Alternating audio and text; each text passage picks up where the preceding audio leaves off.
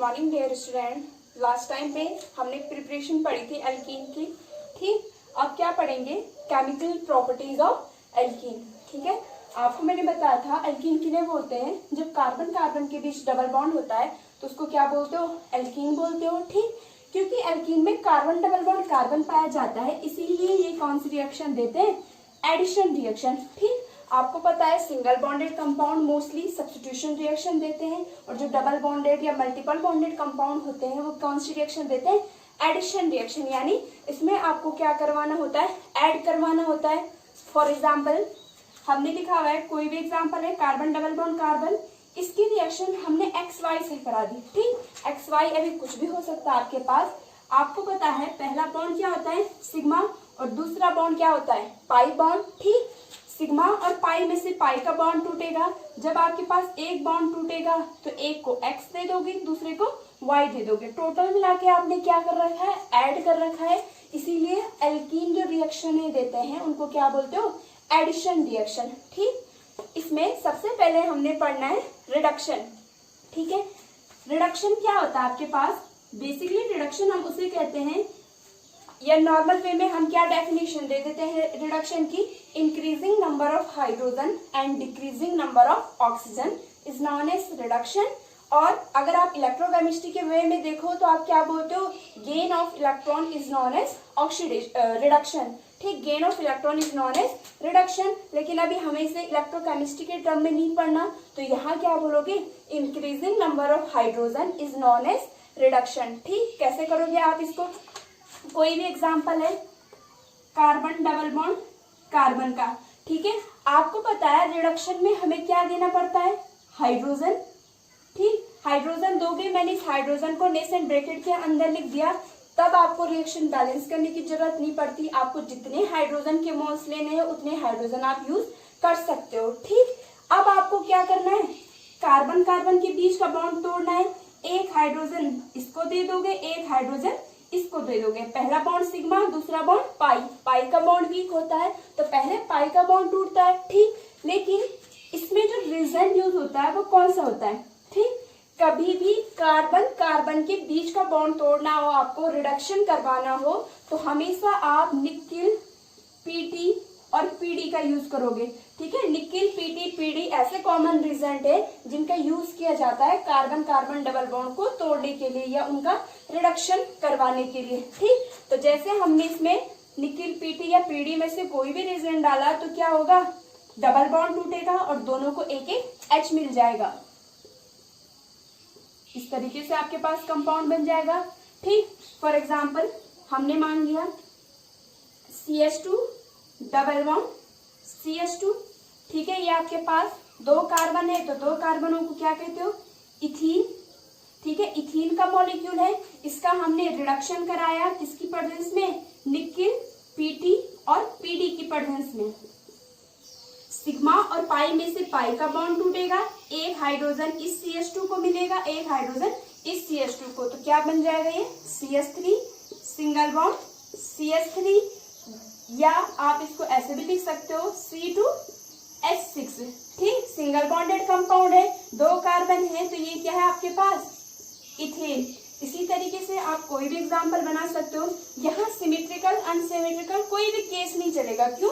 क्योंकि हमें दोनों को हाइड्रोजन ही देना है। ठीक, तो आपने बस डबल बॉन्ड तोड़ना है। जिन कार्बनों के बीच का डबल बॉन्ड तोड़ोगे उनको एक एक हाइड्रोजन प्रोवाइड कराओगे।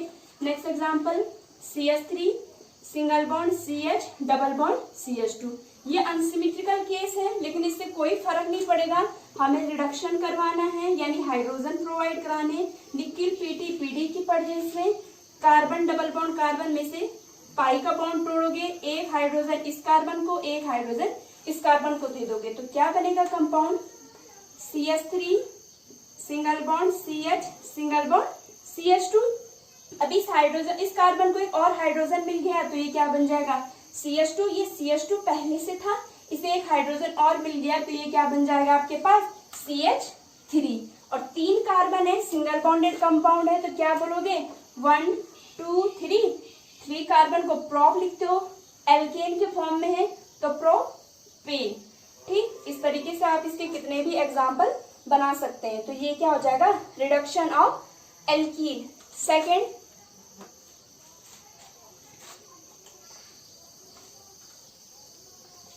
केमिकल प्रॉपर्टीज है इसकी, एडिशन रिएक्शन ही पढ़ेंगे हम सारी, ठीक। सेकेंड है reaction with halogen, reaction with halogen,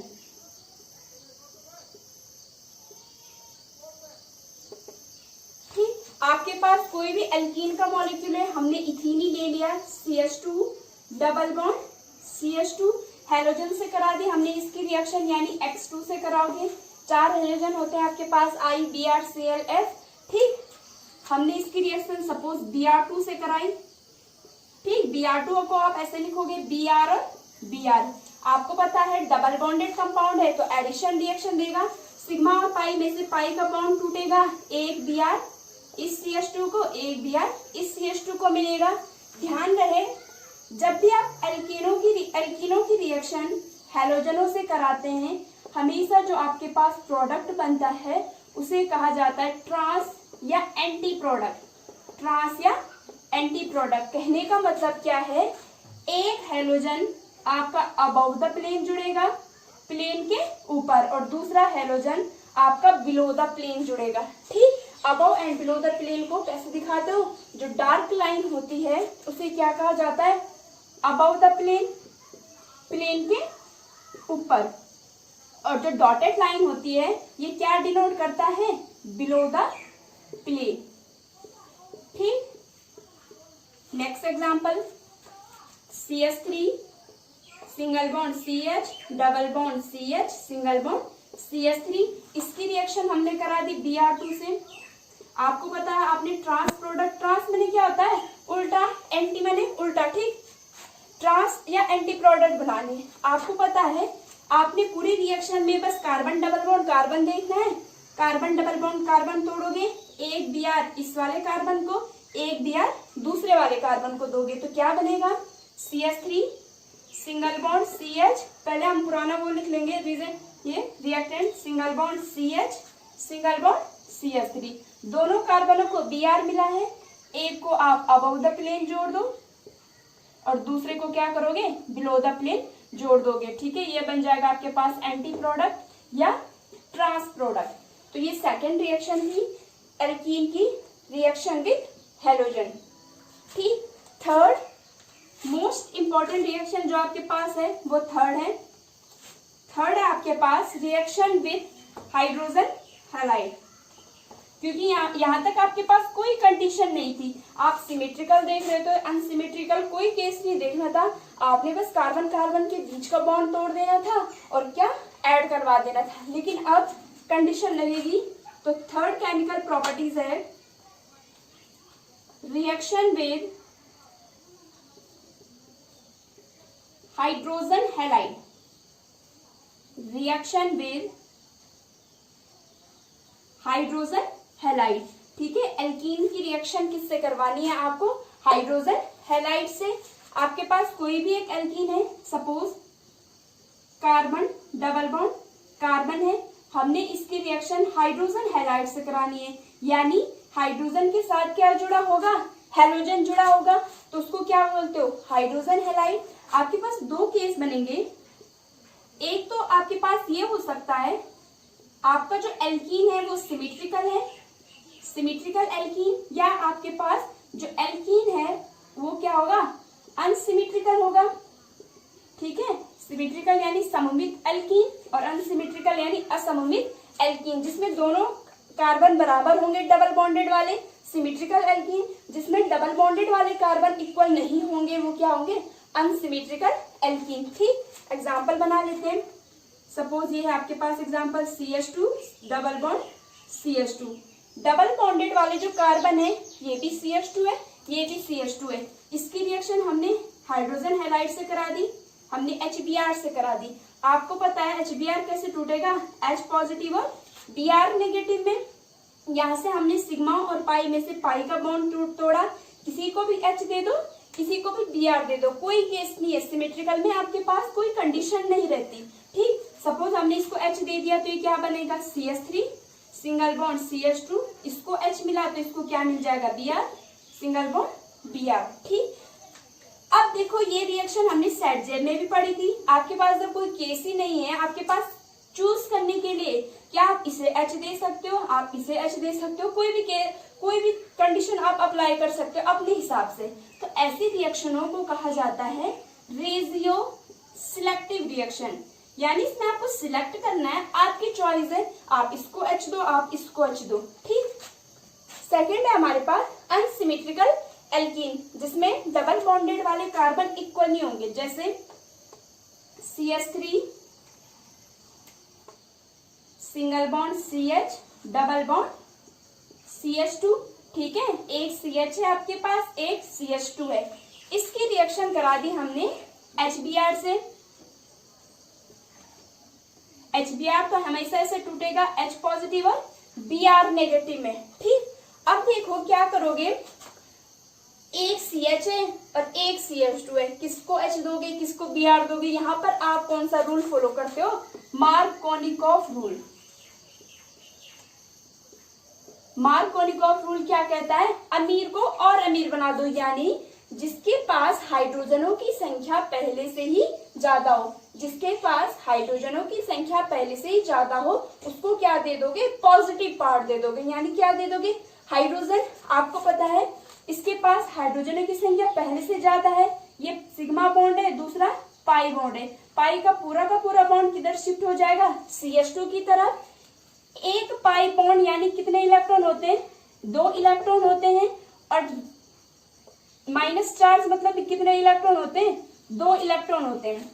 तो जिसकी साइड बॉन्ड शिफ्ट हुआ है उस पर कैसे चार्ज आ जाएगा, माइनस, और दूसरे ने इलेक्ट्रॉन डोनेट किए तो उस पर प्लस आ जाएगा। अब H किस पे जुड़ेगा, CH2 पे, और Br इस पे, तो क्या हो जाएगा ये product, CH3 single bond CH Br, और ये क्या बन जाएगा, CH3। ठीक। यहाँ पे आपके पास चूज करने के लिए नहीं है कि आप किसी को भी H दे दो, किसी को भी Br। इस तरीके की रिएक्शनों को क्या कहा जाता है, ratio specific reaction, ratio specific reaction. ठीक। और इसका आप नाम लिखना चाहो तो नाम लिख सकते हो, 1 2 3। 2 पे क्या है, ब्रोमो, तो 2 ब्रोमो, 3 कार्बन है तो प्रोपेन। ठीक। तो मार्कोनी रूल कहाँ लगेगा, अनसिमेट्रिकल एल्कीन। ठीक है, तो ये इंपॉर्टेंट रिएक्शन है आपके पास, रिएक्शन विद हाइड्रोजन हैलाइड। इसको देख लो एक बार, फिर मैकेनिज्म पढ़ेंगे मार्कोनिकॉफ रूल की।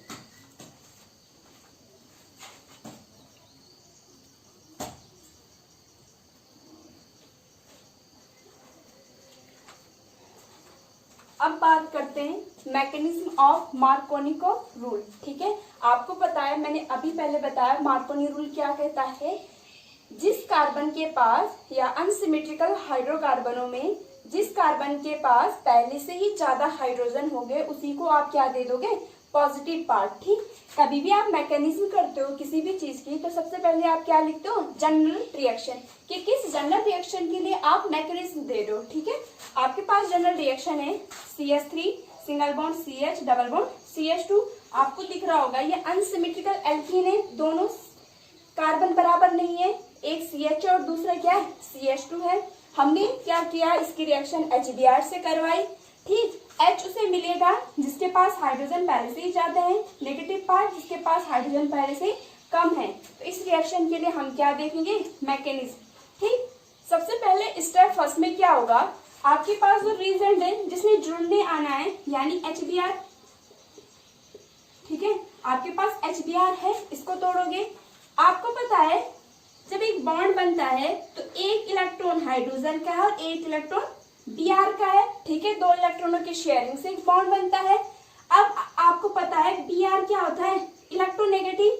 क्योंकि Br ज्यादा इलेक्ट्रोनेगेटिव है तो ये क्या करेगा, शेयर पेयर के दोनों इलेक्ट्रॉनों को अपनी तरफ खींच लेगा। जब इसने दोनों इलेक्ट्रॉनों को अपनी तरफ खींच लिया तो Br कैसे चार्ज कैरी करेगा, नेगेटिव, और हाइड्रोजन ने अपने इलेक्ट्रॉन Br को दे दिए तो इस पर कैसे चार्ज आ जाएगा, पॉजिटिव। स्टेप फर्स्ट में HBr आपका कैसे टूटेगा, H पॉजिटिव और Br नेगेटिव में। जनरल रिएक्शन में हम डायरेक्ट तोड़ देते हैं H प्लस और Br नेगेटिव, लेकिन होता कैसे, इस तरीके से। ठीक है, जो इलेक्ट्रॉन नेगेटिव होता है वो शेयर पेयर के दोनों इलेक्ट्रॉन ले लेता है, इसलिए वो नेगेटिव चार्ज कैरी करता है, और दूसरा जो पार्ट बच जाता है उस पर कैसा चार्ज आता है, पॉजिटिव चार्ज।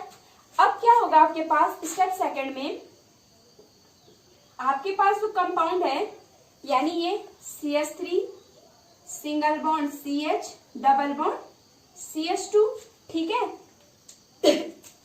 H+ आया रिएक्शन करने, दो कंडीशन होंगी, दोनों कंडीशन हम दिखा रहे हैं, ठीक है। पहला केस, सिग्मा और पाई में से पाई का बॉन्ड पूरा का पूरा CH2 की तरफ शिफ्ट हो गया। अब CH2 की तरफ शिफ्ट भी हो सकता है, ये पहला केस है, ठीक है। तो क्या केस बनेगा आपके पास, CH3 single bond CH single bond CH2, क्योंकि शेयर पेयर के इलेक्ट्रॉन CH2 की साइड शिफ्ट हुए तो CH2 पर कैसे चार्ज आएगा, नेगेटिव। उसके रिस्पेक्ट में इस कार्बन पर कैसे चार्ज रहेगा, पॉजिटिव चार्ज रहेगा। ये नेगेटिव है, ये H+, तो ये H+ यहाँ जुड़ेगा, ये क्या बन जाएगा, CH3। ये कंडीशन फर्स्ट है। केस सेकंड क्या होगा आपके पास, अब ये ऐसा भी हो सकता है, सपोज ये ऐसा भी तो हो सकता था कि जो पाई का पूरा बॉन्ड था वह CH2 की तरफ शिफ्ट ना होकर CH की तरफ शिफ्ट हो गया, ये सेकंड केस है। अगर पाई का बॉन्ड CH की तरफ शिफ्ट होता है तो सेकंड कंडीशन हम क्या दिखा सकते हैं, CH3 single bond CH single bond CH2। पाई का बॉन्ड अगर CH की तरफ शिफ्ट होता है तो CH पर नेगेटिव चार्ज का, इस CH2 पर पॉजिटिव चार्ज, इस पर नेगेटिव है, H+ जुड़ेगा तो ये क्या बन जाएगा, CH2, ठीक। तो केस फर्स्ट में ये कार्बोकैटायन बनेगा, केस सेकंड में ये कार्बोकैटायन बनेगा, ठीक। देखो जिस कार्बन पर पॉजिटिव चार्ज है उसके दो वैलेंसी पर क्या लगे हुए हैं, कार्बन, इसीलिए आप इसे कहोगे 2 डिग्री कार्बोनियम आयन, ठीक है। कार्बन पर जब पॉजिटिव चार्ज होता है उसे क्या कहा जाता है, कार्बोनियम आयन, यानी IUM माने पॉजिटिव चार्ज होगा। अब जिस कार्बन पर पॉजिटिव चार्ज है उसकी केवल एक वैलेंसी पर कार्बन है तो इसे क्या कहोगे, 1 डिग्री कार्बोनियम आयन। जब हमने आपको रिएक्शन इंटरमीडिएट पढ़ाए थे तो मैंने क्या कहा था, secondary carbonium ion is more stable then primary carbonium ion, ठीक है। आपने एक ऑर्डर पढ़ा हुआ था कि 3rd degree, 2 degree and 1 degree. सबसे ज्यादा स्टेबल कार्बोनियम आयन कौन सा होता है, 3 डिग्री वाला, फिर 2 डिग्री वाला, फिर 1 डिग्री वाला। अब कोई भी आप प्रोडक्ट बनाओगे तो आप उस प्रोडक्ट को स्टेबल ही तो बनाओगे, अनस्टेबल प्रोडक्ट तो आप बनाना नहीं चाहोगे।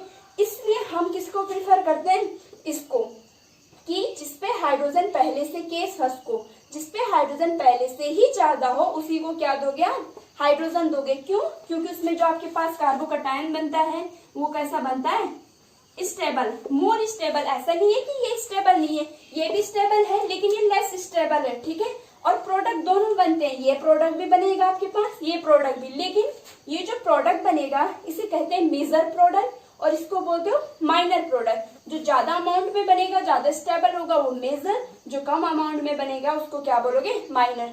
सपोज 95% ये बनेगा, 5% ये बनेगा, तो प्रेफरेंस किसे दोगे, जो 95% बनेगा, ठीक। आगे आपके पास क्या बचा हुआ है, Br नेगेटिव बचा हुआ है, दोनों में Br नेगेटिव जोड़ो, ठीक है। ये पॉजिटिव है, ये नेगेटिव है, दोनों आपस में जुड़ जाएंगे तो क्या बनेगा, CH3 CH Br single bond CH3। यहाँ क्या प्रोडक्ट बनेगा, CH3 CH2 CH2, CH2 पे क्या जुड़ेगा, Br।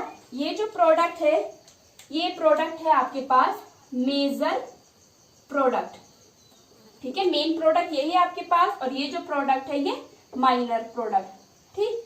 तो इसीलिए हम मार्कोनी रूल क्या कहता है कि जिसके पास हाइड्रोजन पहले से ही ज्यादा हो उसी को क्या दोगे, पॉजिटिव पार्ट। क्यों, क्योंकि वो 2 डिग्री कार्बोनियम आयन बनाता है जो कि 1 डिग्री कार्बोनियम आयन से ज्यादा स्टेबल होता है, ठीक। आपके दिमाग में क्वेश्चन अराइज हो रहा होगा क्यों 2 डिग्री ज्यादा स्टेबल होता है। जब हमने फ्री रेडिकल की रिएक्शन में पढ़ी थी, ठीक है, इंटरमीडिएट पढ़े थे, कार्बोनियम आयन पढ़े थे, कार्बेनन आयन पढ़े थे, तब हमने रेजोनेटिंग स्ट्रक्चर बनाना सीखे थे, ठीक। तो जब हमने रेजोनेटिंग स्ट्रक्चर बनाए थे तो 3 डिग्री वाला कार्बोनियम आयन 10 रेजोनेटिंग स्ट्रक्चर बना रहा था, 2 डिग्री वाला 7 रेजोनेटिंग स्ट्रक्चर, 1 डिग्री वाला 4 या 4 रेजोनेटिंग स्ट्रक्चर बना रहा था। और आपको पता है